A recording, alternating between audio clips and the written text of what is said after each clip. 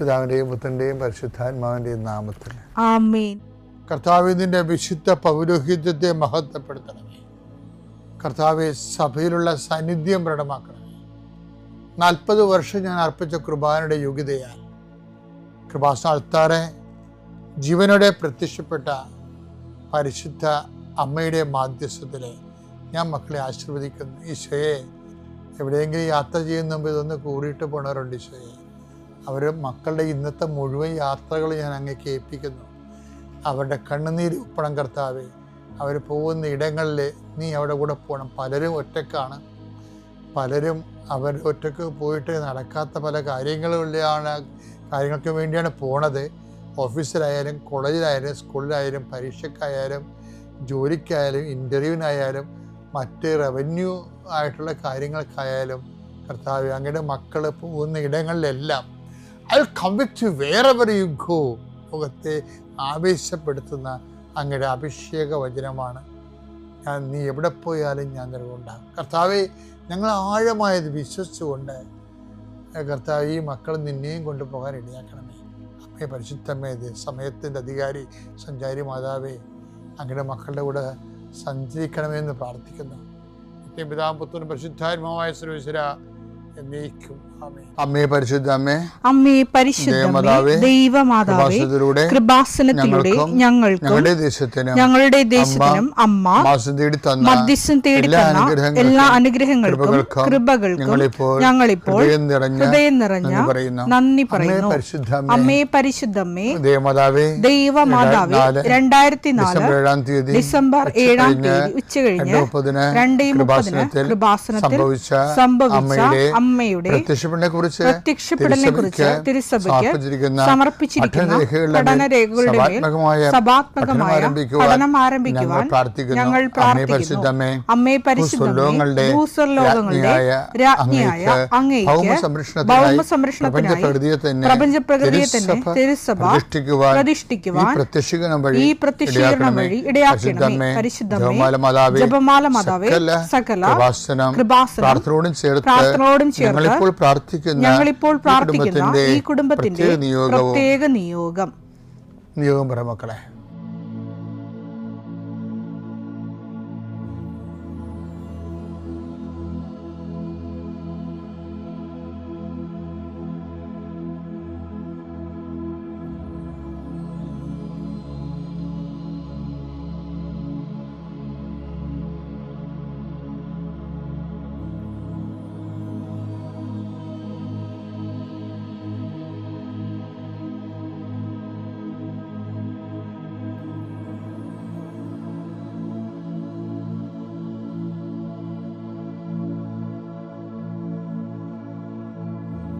അമ്മയുടെ പ്രത്യക്ഷീകരണത്തിന്റെ ഈ അനുഗ്രഹവേളയിൽ ഞങ്ങൾക്ക് സാധിച്ചു തരുവാൻ കനിയണമേ.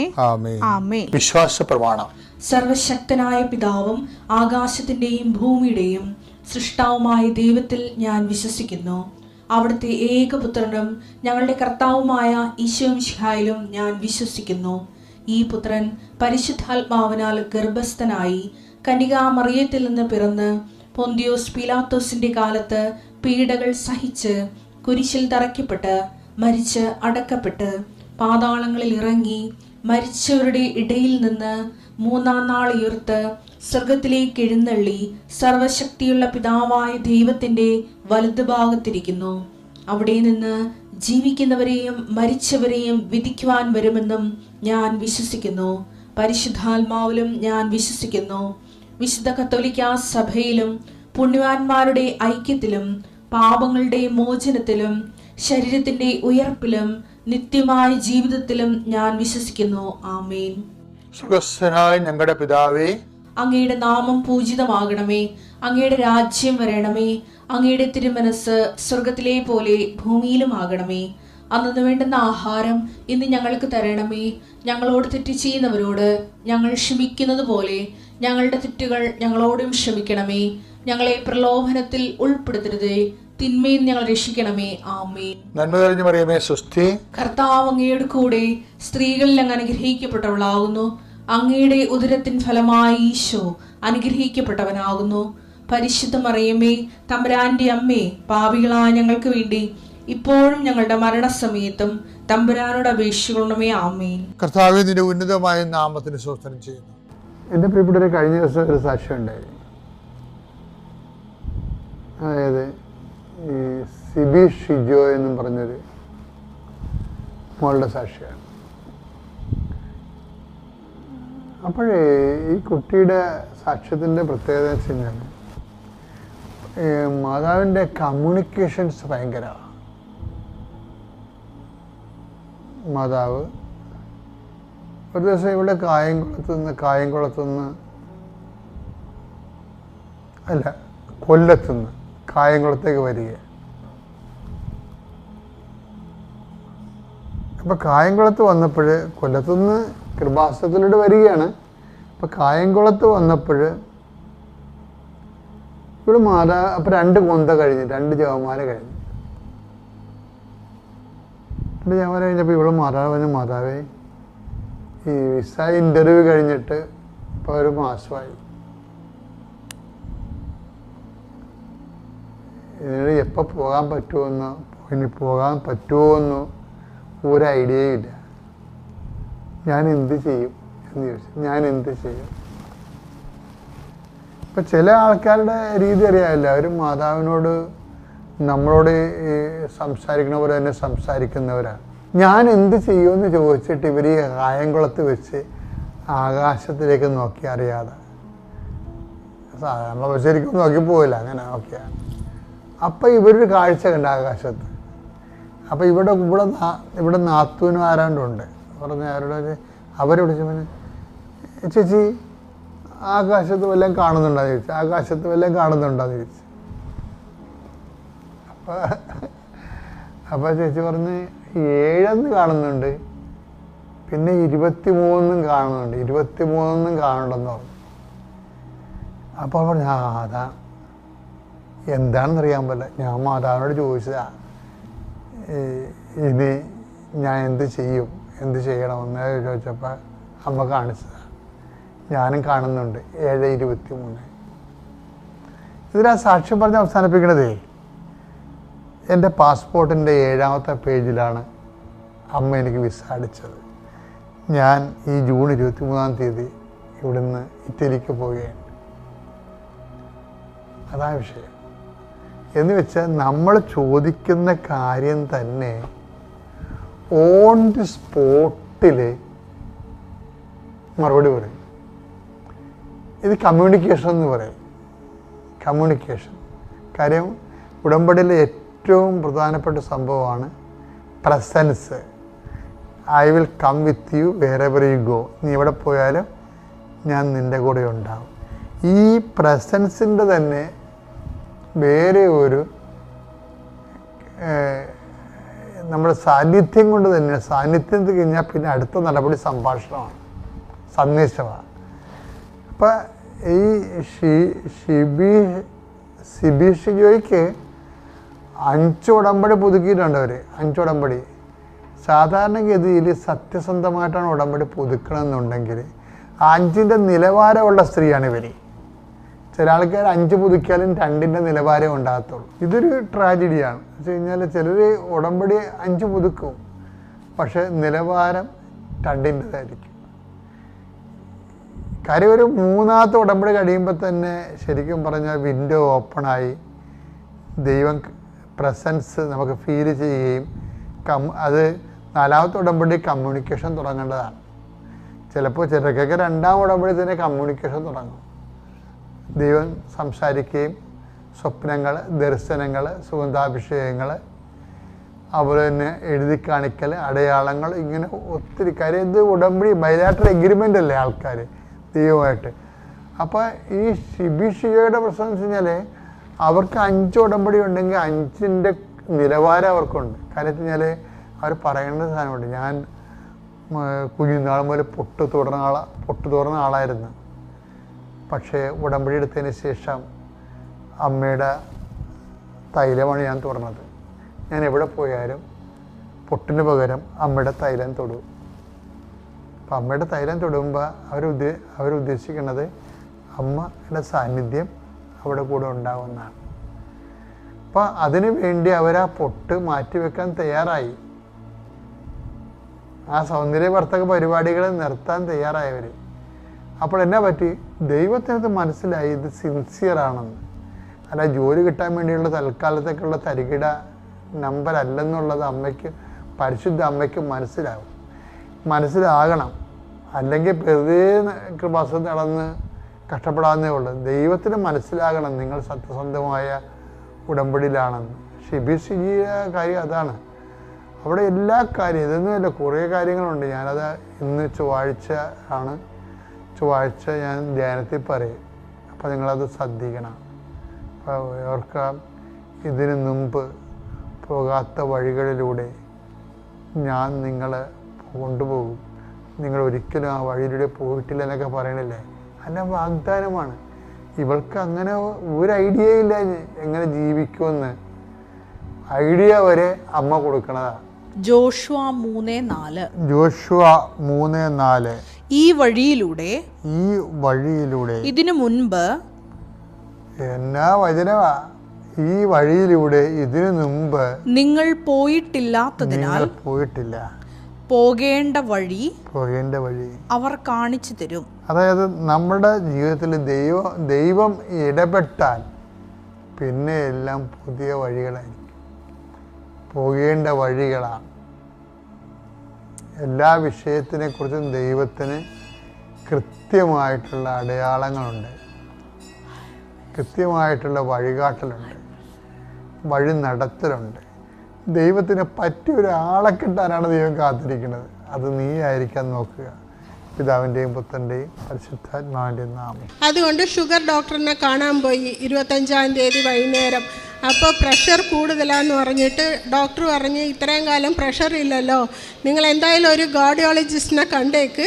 അപ്പം എന്താന്ന് നോക്കാം, ഒരു 10 ഡേയ്സിനുള്ളിൽ കണ്ടേക്കാൻ പറഞ്ഞു. എന്നാലും വീട്ടിൽ വന്നതും ഞാൻ അപ്പം തന്നെ പ്രാർത്ഥിച്ചിട്ട് പിറ്റേ ദിവസം തന്നെ ഞങ്ങൾ ഹോസ്പിറ്റലിൽ പോയി ഒരു കാർഡിയോളജിസ്റ്റിനെ കണ്ടപ്പോൾ ECG എടുക്കാൻ പറഞ്ഞു. എക്കോ, ബ്ലഡ് ടെസ്റ്റ് ഇങ്ങനെയൊക്കെ എടുത്തപ്പോൾ വേരിയേഷനുണ്ട്, ആൻജിയോ ചെയ്യാമെന്ന് പറഞ്ഞു. ആൻജിയോ ചെയ്തപ്പോൾ ബ്ലോക്ക് ഉണ്ട്, ഇമ്മീഡിയറ്റായിട്ട് നമുക്ക് സ്റ്റെൻറ്റ് വെക്കണം. ഇത് 90% ഉണ്ട്, ഇത് കുറേ ബ്ലോക്ക് ഉണ്ട്, അതിൽ ഇത് ഒരെണ്ണം മെയിനാണ്, ഇത് ചെയ്തേ പറ്റുള്ളൂ എന്ന് പറഞ്ഞു. ശരി, ഞങ്ങൾ മാതാവിൻ്റെ അടുത്ത് പ്രാർത്ഥിച്ചിട്ട് ചെയ്യാൻ പറഞ്ഞു. അങ്ങനെ ചെയ്ത് പ്രൊസീജിയറൊക്കെ കഴിഞ്ഞ് ICUവിലും വന്നു. ICUവിൽ വന്നു കഴിഞ്ഞിട്ട് ഒരു അരമണിക്കൂറായില്ല, വീണ്ടും ഭയങ്കര നെഞ്ചുവേദനയും എന്തെന്നറിയാൻ പറ്റാത്ത വിധത്തിൽ ഭയങ്കര പ്രശ്നം. ഡോക്ടർമാർ ഓടുന്നു പിടിക്കുന്നു. അത് കഴിഞ്ഞിട്ട് ഡോക്ടർമാർ പറയുന്നു ഇതുപോലെ സ്റ്റെൻറ്റിനകത്ത് ബ്ലോക്കായി, ഇമ്മീഡിയറ്റായിട്ട് വീണ്ടും ഇത് വന്ന് പ്രൊസീജിയർ ഒന്ന് ചെയ്യണം എന്നും പറഞ്ഞിട്ട് റിസ്ക്കാണ്, ക്രിട്ടിക്കലാണ്, റിസ്ക്കാണ് എന്നും പറഞ്ഞ് എൻ്റെ അടുത്തും മോൻ്റെ അടുത്തൊക്കെ സൈൻ മേടിച്ചുകൊണ്ട് പോയി. ഞാൻ അവിടെ നിന്ന് എൻ്റെ കയ്യിൽ എപ്പോഴും കാശ് രൂപം ഉടമ്പടി തൈലം ഉണ്ടാവും. ഞാൻ കാശ് രൂപം നെറ്റിക്ക് കുരിശ് വരച്ച് പ്രാർത്ഥിച്ചു. പ്രൊസീജിയറിന് കാത്ത് കയറുന്ന മുന്നേ പ്രാർത്ഥിച്ചു. ഞാൻ പ്രാർത്ഥിച്ചു എന്താണെന്നറിയില്ല. ഞാൻ മാതാവിൻ്റെ അടുത്ത് പറഞ്ഞു, മാതാവ് നീ സഞ്ചാരി മാതാവല്ലേ, ഇവിടെ വരുമ്പോൾ എൻ്റെ ഭർത്താവ് വണ്ടി ഓടിച്ചുകൊണ്ടല്ലേ വന്നത്, എനിക്ക് അതുപോലെ തിരിച്ചു കിട്ടണം, എന്നെ കൊണ്ട് ഒറ്റയ്ക്ക് ജീവിക്കാനാവില്ല എന്ന് അമ്മയ്ക്ക് അറിഞ്ഞുകൂടെ, അമ്മയും മകനും തന്നെ എനിക്ക് ഈ കാര്യങ്ങൾ സാധിച്ചു തരണം എന്നും പറഞ്ഞ് ഞാൻ പ്രാർത്ഥിച്ച് പുറത്തിരുന്നപ്പോൾ ഒരു ലൈറ്റ് ബ്ലൂ കളർ ഡ്രസ്സിട്ട ഒരു ലേഡി അകത്തോട്ട് പോകുന്ന കണ്ടു. പക്ഷേ ഞാനപ്പോൾ അത് ശ്രദ്ധിച്ചില്ല. എന്താണെന്ന് വെച്ചാൽ കുറേ ഡോക്ടർമാർ അങ്ങോട്ടും ഇങ്ങോട്ടൊക്കെ ഓടുന്നുണ്ട്, ഓക്കെ എന്ന് പറഞ്ഞ് വിട്ടു. കുറച്ച് കഴിഞ്ഞ് പ്രൊസീജിയറൊക്കെ കഴിഞ്ഞിട്ട് ഡോക്ടർ ഞങ്ങളെ വിളിച്ച് ഇതുപോലെ പേഷ്യൻ്റ് കുഴപ്പമില്ല, നിങ്ങൾ വന്ന് കണ്ടോളെന്ന് പറഞ്ഞു. ശരിയെന്നും പറഞ്ഞ് അകത്ത് കാണാൻ പോയപ്പോൾ ഈ നീല ഉടുപ്പിട്ട ഒരാളെപ്പോലും അവിടെ കണ്ടില്ല. എല്ലാവരും ഡാർക്ക് ബ്ലൂ, ബ്ലാക്ക് അങ്ങനെയുള്ള ഉടുപ്പുകളാണ് ഇട്ടിരുന്നത്. ഈ നീല ഉടുപ്പിട്ട ഒരാളെപ്പോലും അവിടെ കണ്ടില്ല. അപ്പോൾ എനിക്ക് തോന്നി മാതാവാണ് അവിടെ വന്ന് എൻ്റെ ഭർത്താവിനെ, സഞ്ചാരി മാതാവ് അവിടെ വന്ന് എൻ്റെ ഭർത്താവിനെ എൻ്റെ കയ്യിലേൽപ്പിച്ചു എന്ന് പറഞ്ഞു. എന്നിട്ട് ഡോക്ടർമാർ പറഞ്ഞു 6 മാസം ഇല്ലാതെ വണ്ടി ഓടിക്കാൻ പറ്റത്തില്ല. എന്താണെന്ന് വെച്ചാൽ ഈ സ്റ്റെൻറ്റ് വെച്ച് കഴിഞ്ഞപ്പോൾ ക്രിയേറ്റിൻ കൂടി, കിഡ്നി പ്രശ്നം അങ്ങനെ ഇങ്ങനെ എന്നൊക്കെ പറഞ്ഞു. ഞാൻ അന്ന് തൊട്ട് നെറ്റിക്കും വയറിനും നെഞ്ചിനും എല്ലാം കുരിശ് വരച്ച് ദിവസം പ്രാർത്ഥിക്കുമായിരുന്നു. പ്രാർത്ഥിച്ചതിൻ്റെ ഫലമായിട്ട് 2-ാം മാസത്തിൽ കാർ ഓടിക്കാൻ പറ്റി. ഇപ്പം ഞങ്ങൾ ഒറ്റയ്ക്കാണ് അവിടെ നിന്ന് ഡ്രൈവ് ചെയ്ത് വന്നിരിക്കുന്നത്. മാതാവ് കൂടുതൽ എന്നെ രക്ഷിച്ചു, എനിക്ക് അനുഗ്രഹങ്ങൾ തന്നു. അതുപോലെ എൻ്റെ അമ്മ എന്ന് വെച്ചാൽ ചേട്ടൻ്റെ അമ്മയ്ക്ക് വന്ന് ആധാർ കാർഡ് എടുത്തിട്ടില്ലായിരുന്നു. അപ്പോൾ ആധാർ കാർഡ് എടുക്കാനായിട്ട് എടുക്കുന്ന സമയത്ത് അമ്മ നാട്ടിലായിരുന്നു. അത് കഴിഞ്ഞ് അമ്മ കോയമ്പത്തൂർ വന്നപ്പോൾ കൊറോണയുടെ സമയം എടുക്കാൻ പറ്റിയില്ല. ഇതെല്ലാം കഴിഞ്ഞ് ആധാർ എടുക്കാൻ പോകുമ്പോൾ voter I D, colour voter I D വേണമെന്ന് പറഞ്ഞു. കളർ വോട്ടർ ഐ ഡി ആയിട്ട് പോകുമ്പോൾ അവിടെ നോക്കുമ്പോൾ അമ്മ 2 ട്രിപ്പായിട്ട് വോട്ടിടാത്തതുകൊണ്ട് വോട്ടർ ഐ ഡി വന്ന് ക്യാൻസലായിപ്പോയി. അത് പറ്റില്ല എന്ന് പറഞ്ഞു. എന്നാൽ വോട്ടർ ഐ ഡി എടുക്കാൻ പോകുമ്പോൾ ആധാർ വേണമെന്നുണ്ടെങ്കിൽ വോട്ടർ ഐ ഡി വേണം, വോട്ടർ ഐ ഡി വേണമെങ്കിൽ ആധാർ. അപ്പം ഞാൻ പ്രാർത്ഥിച്ചുകൊണ്ട് നവംബർ 4-ാം തീയതി അമ്മയുടെ വോട്ടർ ഐ ഡിയുടെ ആപ്ലിക്കേഷനിൽ അമ്മയുടെ തൈലം കൊണ്ട് കുരിശ് വരച്ച് ഉപ്പിട്ട് പ്രാർത്ഥിച്ച് കൊണ്ടുപോയി കൊടുത്തു. അത് ഡിസംബർ 18-ാം തീയതി അപ്രൂവലായി വന്ന് 20-ാം തീയതി അതും കൊണ്ടുപോയി കൊടുത്ത് ആധാർ കാർഡ് എടുക്കാൻ പറ്റി. അത് കഴിഞ്ഞ് നോക്കുമ്പോൾ ഗവൺമെൻറ്റിലിരുന്ന് ഒരു സർക്കുലർ പാസ്സായിരിക്കുന്നു. ഈ 15 വയസ്സ് കഴിഞ്ഞ് ഇനി ആധാർ എടുക്കും, 1-ാം തീയതി തൊട്ട് ആധാർ എടുക്കാൻ വരുമെന്നുണ്ടെങ്കിൽ അവർക്ക് പാസ്പോർട്ട് എടുക്കുന്ന ലെവലിൽ അന്വേഷണങ്ങളുണ്ടാകും, പോലീസ് വെരിഫിക്കേഷൻ അങ്ങനെയുള്ള സംഭവങ്ങളൊക്കെ ഉണ്ടാകും എന്നും പറഞ്ഞായിരുന്നു. അതിലും എൻ്റെ അമ്മ മാതാവ് അവിടെ ഇടപെട്ട് എനിക്ക് മുന്നം പോയി നിന്ന് തടസ്സങ്ങളൊക്കെ മാറ്റി ഗവൺമെൻറ്റിൽ ഇരുന്ന് എനിക്ക് മേടിച്ചു തന്നു. അതിനും അമ്മയ്ക്ക് നന്ദി. പിന്നെ എൻ്റെ മകളുടെ അമ്മായിയമ്മയ്ക്ക് ഡിസംബർ 23-ാം തീയതി ഒരു കഥപ്പലും ഇങ്ങനെയൊക്കെ ഉണ്ടായിട്ട് ഹോസ്പിറ്റലിൽ പോയപ്പോൾ അവർക്ക് ആൻജിയോ ചെയ്ത് നോക്കിയപ്പോൾ 7 ബ്ലോക്കുണ്ട്. അതിൽ 3 ബൈപ്പാസ് ചെയ്തേ പറ്റുള്ളൂ, ഇമ്മീഡിയറ്റായിട്ട് ചെയ്യണമെന്ന് പറഞ്ഞു. അവർക്കാണെങ്കിൽ പേടി. ഞാനും പറഞ്ഞു പ്രാർത്ഥിച്ച് അമ്മ കൈ കൂടെ ഉണ്ടാകും പ്രാർത്ഥിക്കാമെന്നും പറഞ്ഞ് അവരെ സമ്മതിപ്പിച്ച് ഓപ്പറേഷന് കയറ്റി. 8 മണിക്കൂറത്തെ ഓപ്പറേഷനായിരുന്നു. അത് കഴിഞ്ഞ് അവർ ICUവിൽ വന്നു കഴിഞ്ഞിട്ടും ഞങ്ങൾ പ്രാർത്ഥിക്കുകയായിരുന്നു. 48 hours വന്ന് ക്രിട്ടിക്കലാന്ന് പറഞ്ഞു. അതൊക്കെ തരണം ചെയ്ത് അവർ 9-ാം ദിവസം വീട്ടിലോട്ട് വന്നു. 12-ാം ദിവസം പള്ളിയിൽ കുർബാന കാണാൻ അവർ തന്നെ നടന്നു പോയ അത്രയ്ക്കും അമ്മ അവിടെ അത്ഭുതം നടത്തി. പിന്നെ ഞാനാണെങ്കിൽ പത്രം മേടിച്ചുകൊണ്ട് പോകുന്നത് ഹോസ്പിറ്റലുകളിലും, ഗവൺമെൻറ് ഹോസ്പിറ്റല്, ബസ് സ്റ്റാൻഡ്, പിന്നെ ഈ കോർട്ടിൻ്റെ വാതിക്കൽ, പള്ളികളിൽ, വീടുകളിൽ എന്നെക്കൊണ്ട് എവിടെയൊക്കെ പോകാൻ പറ്റുമോ അവിടെയൊക്കെ കൊണ്ടുപോയി കൊടുക്കുമ്പോൾ പ്രാർത്ഥിച്ച് തന്നെ കൊടുക്കും. ഈ ഓരോ പത്രത്തിലിരുന്നു എനിക്ക് ഒരാളെങ്കിലും അമ്മയുടെ വിശ്വാസത്തിൽ വന്ന് വളരണമേ എന്നുള്ള പ്രാർത്ഥനയോടുകൂടി തന്നെ കൊണ്ടുപോയി കൊടുക്കും.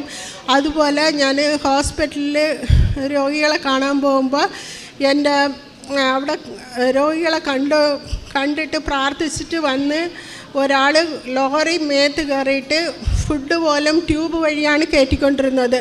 അവർക്ക് ഫുഡ് പോലും ഇറക്കാൻ പറ്റാത്ത ഒരവസ്ഥയിലിരുന്നപ്പോൾ ഞാൻ കാശ് രൂപം വെച്ച് പ്രാർത്ഥിച്ച് അവർക്ക് പത്രം കൊടുത്തേച്ചും പോന്നു. പിറ്റേ ദിവസം അവരെന്നെ കണ്ടിട്ട് ഉടനെ വന്ന് എൻ്റെ മകന് വേണ്ടി ഒന്നുകൂടി പ്രാർത്ഥിക്കുക, അവൻ ഇന്നലെ കൈ അനക്കി കാലനക്കി എന്നൊക്കെ പറഞ്ഞു. പിന്നെ 2 ദിവസം കഴിഞ്ഞപ്പോൾ അവർ പറഞ്ഞു ഇപ്പം ട്യൂബ് എടുത്ത് മാറ്റി അവർക്ക് ഫുഡ് നേരിട്ട് കൊടുക്കാൻ തുടങ്ങിയെന്ന് പറഞ്ഞു. അത് കഴിഞ്ഞ് 8-ാം ദിവസം അവർ പറഞ്ഞു ഇതുപോലെ ഓപ്പറേഷൻ വേണമെന്ന് പറഞ്ഞിരുന്നത് വേണ്ടാന്ന് പറഞ്ഞു, ഫിസിയോ മാത്രം ചെയ്താൽ മതി എന്നും പറഞ്ഞ് 10-ാമത്തെ ദിവസം അവരെ ഡിസ്ചാർജ് ചെയ്ത് വീട്ടിലോട്ട് അയച്ച് ഇപ്പോൾ ആ മകൻ നല്ലതായിട്ടിരിക്കുന്നു. അവരും ഈ പള്ളിയിലോട്ട് വരാമെന്ന് പറഞ്ഞിട്ടുണ്ട്. മാതാവിനെ വന്ന് കണ്ട് മാതാവിന് സാക്ഷിയായിട്ട് നിൽക്കാമെന്ന് പറഞ്ഞിട്ടുണ്ട്. ദൈവമാതാവ് എനിക്ക് തന്ന സകല ഇതിനും ഞാൻ നന്ദി പറഞ്ഞുകൊള്ളുന്നു. അല്ലാതെ ഇപ്പോൾ ആത്മീയ ജീവിതത്തിലാണെങ്കിൽ എനിക്ക് പണ്ട് ബൈബിൾ വായിക്കുന്ന അത്രയും ഇൻട്രസ്റ്റ് ആയിട്ട കാര്യമൊന്നുമല്ല, ചുമ്മാ പേരിന് വായിക്കും, മനസ്സിലാക്കത്തില്ല. പക്ഷെ ഇപ്പം അങ്ങനെയല്ല, എന്ത് വായിച്ചാലും വായിക്കുന്ന ആ കാര്യങ്ങൾ ഓരോന്നും മനസ്സിലാക്കിയെടുക്കാനുള്ള കഴിവ് അമ്മ മാതാവ് എനിക്ക് തന്നു. പിന്നെ ഞാൻ ഏത് പ്രശ്നങ്ങൾ വന്നാലും ഞാൻ വിഷമിച്ചിരിക്കത്തൊന്നുമില്ല. ഞാൻ പറയും അമ്മ മാതാവ് നോക്കിക്കോളും, അമ്മ മാതാവിൻ്റെ അടുത്ത് പറഞ്ഞിട്ടുണ്ട്, അമ്മ മാതാവ് നോക്കിക്കോളും, അമ്മ മാതാവില്ലാതെ ഒരു കാര്യവും നടക്കത്തില്ല. എൻ്റെ ഒറ്റ പ്രാർത്ഥന എപ്പോഴും മനുഷ്യനാൽ കൂടാത്ത എല്ലാം ദൈവത്താൽ കൂടും. ഇത് മാത്രം ഞാൻ ഒരു ചൊല്ലിക്കൊണ്ടേയിരിക്കും. എൻ്റെ ഒറ്റ പ്രാർത്ഥനയായിട്ട് നിർത്തുന്നത് മനുഷ്യനാൽ കൂടാത്തത് ദൈവത്താൽ കൂടും, ദൈവത്താൽ കൂടും. ഇത് മാത്രമേ പറയുന്നുള്ളൂ. ഇത്രയും നേരം ഇത് പറയാൻ സമ്മതിച്ച ദൈവമാതാവിന് കോടാനുകോടി നന്ദി. എനിക്ക് ഈ അൾത്താരയിൽ കയറി ഇവിടെ ഒന്ന് സാക്ഷ്യം പറയാനുള്ള ദൈവാനുഗ്രഹം തന്നതിന് മാതാവിനും തിരുക്കുമാരനും ആയിരം നന്ദി പറയുന്നു. ഞാൻ 2021 ഉടമ്പടി എടുത്തതാണ്. ഞാനിപ്പോൾ സാക്ഷ്യം പറയാൻ വന്നത് എൻ്റെ മോന് വേണ്ടിയാണ്. എൻ്റെ മോൻ 2019 MBBS സ്റ്റുഡൻ്റാണ്. 2021 അവന് ഈ 3rd ഇയറിലെ പരീക്ഷയ്ക്ക് അവന് 2 പേപ്പർ ഓഫ്താൽമോളജിയും കമ്മ്യൂണിറ്റി മെഡിസിനും 1 മാർക്കും 2 മാർക്കുമായിട്ട് തോറ്റുപോയി. അത് പേപ്പർ റീകൗണ്ടിങ്ങിന് വേണ്ടി എടുത്തപ്പോൾ ഓഫ്താൽമോളജിയിൽ ഒരു ആൻസർ ടീച്ചേഴ്സ് കറക്റ്റ് ചെയ്തിട്ടില്ല.